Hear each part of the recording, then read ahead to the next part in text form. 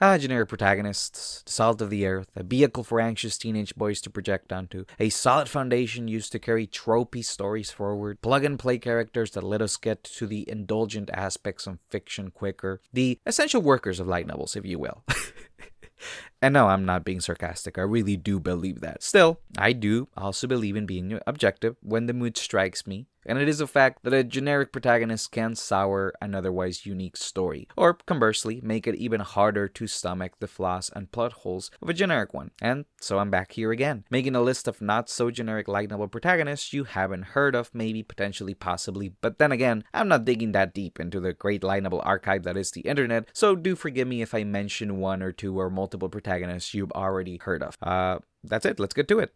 Let's start with a series that has been pretty popular, at least among light novel enthusiasts for a bit now. Reign of the Seven Spellblades. There's so much to say about this series without spoiling even just like a little bit of it. Though its outer shell appears to be a Harry Potter-inspired light novel with pure-hearted teens at the helm, it's precisely this preconceived notion that is used against you once you actually start reading the story. Oliver Horn is this perceivedly straightforward and honest protagonist navigating this twisted version of an otherwise whimsical magic school story. By the way, I did air quotes during that whole thing, right? Just hint, hint, wink, wink. Finding secrets and forming bonds with his classmates. For all intents and purposes, the perfect lead role of a magic school story bursting at the seams with opportunity for adventure. Or is he the perfect lead role? Because really, Nano, the honest samurai girl burning with passion and an unwavering sense of duty, holds the true meaning of what it means to be the protagonist of such a compelling tale. Or does she? You see, Reign of the Seven Spellblades is a series that loves introducing a cool character with a personality that is by all intents and purposes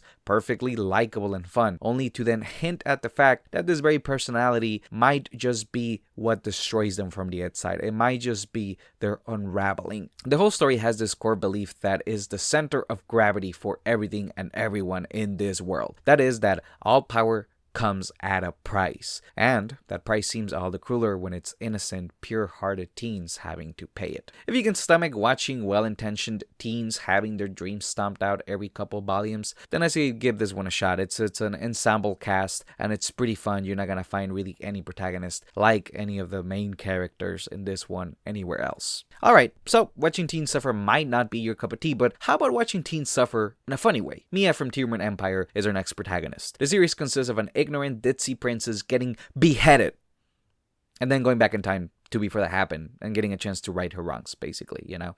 And the only problem is she's really dumb, so there's gonna be a little bit of trouble along the way. But actually, that's not a problem, because it's that dumb nature of hers that ends up helping her right her wrongs without her even knowing it. This is very much a failing upward series. You get to have your cake and eat it too, because, well, you get to watch Mia go through an ebb and flow of Looney Tune gags as she awkwardly tries to save herself from landing on the chopping block. You also get to see how said gags actually twist and turn until they form a coherent narrative that does for her what she fails miserably at doing. Mia is just one of those like lovable idiots we don't see that often anymore. She does get her fair share of punishment for being so ignorant and selfish sometimes. I mean, even the narrator joins in on making fun of her, but her earnest nature does pull her through when it matters and gives you that brief moment of satisfaction you get when something that wasn't supposed to work on paper works oh so perfectly once put together. Alright, so let's keep this balance of goofy and serious and go with Yuri from the Conqueror from a Dying Kingdom, an isekai story where the protagonist is not an overpowered badass free to roam and terraform a fantasy world to his liking, but rather a relatively average guy with the unfortunate luck of being born under a military family in a kingdom that is geopolitically cornered and discriminated against.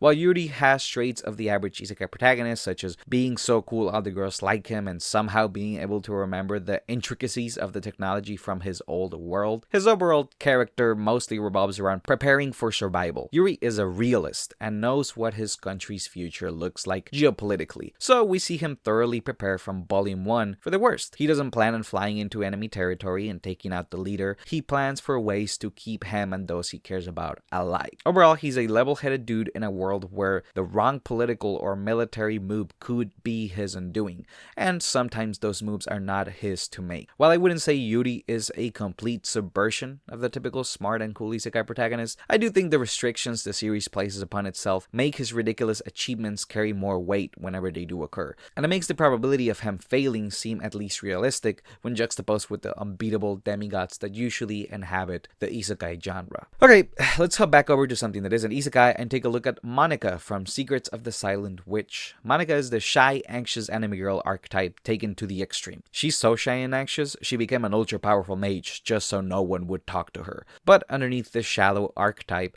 lies a lot of depth and earnest charm. Monica is unique in that she's an anomaly within her setting. The story unraveling around her is a generic magic school story with intrigue and mysteries, but she's an ultra-powerful genius magic user. When placed within this type of setting, she turns into this iron wall that this otherwise generic story constantly clashes into. And so in order for the story to keep working, the developments have funner, cooler payoffs. Not to mention Monica is unconventional. She doesn't blush when a handsome boy hits on her. Instead, she's terrified of anyone coming up to talk to her, you know? She doesn't have a witty retort when a sassy noblewoman insults her. Instead, she goes into a trauma-induced dissociative state of mind. It's interesting because Monica is an archetype that would usually be rescued by an earnest protagonist. But that person doesn't come because she's the protagonist. So instead, we get Monica picking herself up by her bootstraps and facing the tough situations she encounters head on, beating her shortcomings and growing as a person little by little every volume. If you want to see a fun and earnest twist on a typical Magical Academy story, I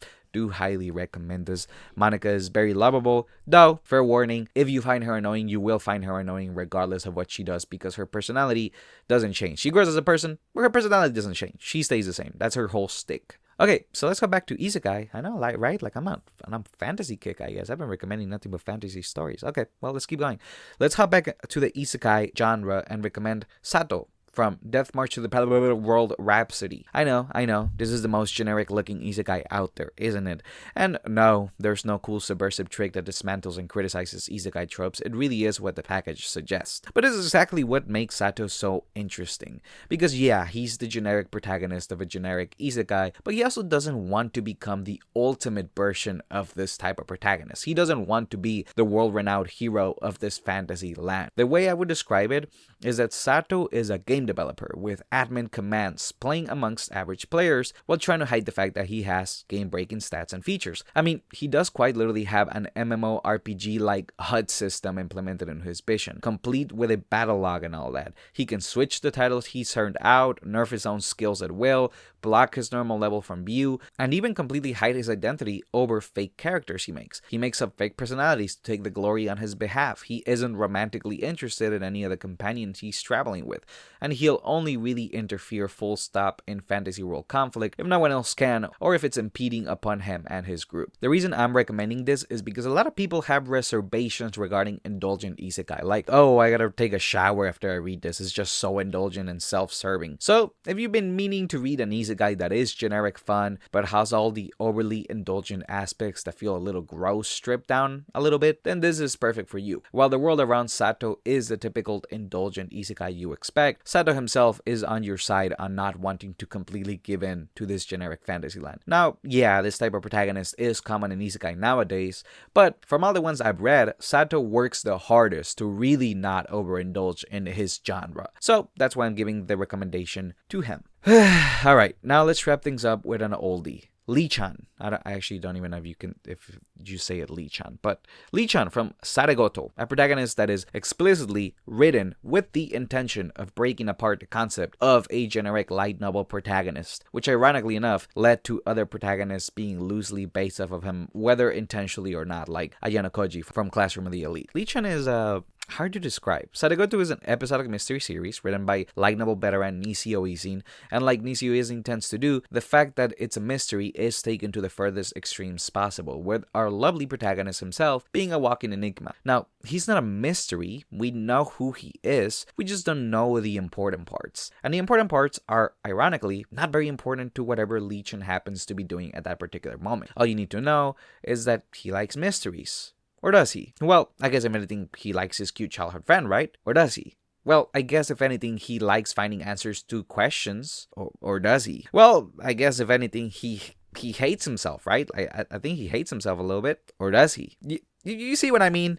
That's what makes Lee-chan hard to describe without going into spoilers, and even the spoilers themselves don't really do anything to answer what type of character he's supposed to be. I mean, even his name isn't even really a name at all. I guess the way I would put it is Nisi Oisin made a generic character with the explicit purpose of making the generic character unique and interesting while keeping the generic character generic. And the results are unique and interesting, to say the least. And Nisi Oisin does this fairly often. I mean, his biggest series by far, the Monogatari series, Araragi from that series, is kind of the same thing, just like in a slightly different genre, because Nisi Oisin just loves playing around with the idea of the ultimate stereotype. The Medaka Box does this too, if you read Medaka Box. You like it when a series takes itself apart and it starts kind of counting the pieces, showing you bit by bit. This is perfect for that, and Lee-chan is the perfect vehicle for that type of series at the very least. Okay? Now, fair warning, official translations only go up to Volume 3, sadly. It was owned by Vertical, and Vertical doesn't even exist anymore. Now it's Kadokawa. But I have been informed by Art and Nisi Oisin fans that the fan translations are pretty solid and mostly accurate, so feel free to check them out. So there's some more not so generic protagonists for you. Hopefully they're not generic enough to satisfy you. And if not, well, then I guess I'm too easy to please nowadays. But hey, that's where the title of the video is not so generic characters and not game-changing, super-duper, unique, meta-breaking characters you won't find anywhere else or something, right? Like, the purpose of the recommendations is to give you something in a genre that you already like that feels like a different perspective from everything else within it. That's it, guys. I've already done this before, so I guess I don't got much else to say. Thanks for watching. And like the video, maybe, if you miss me.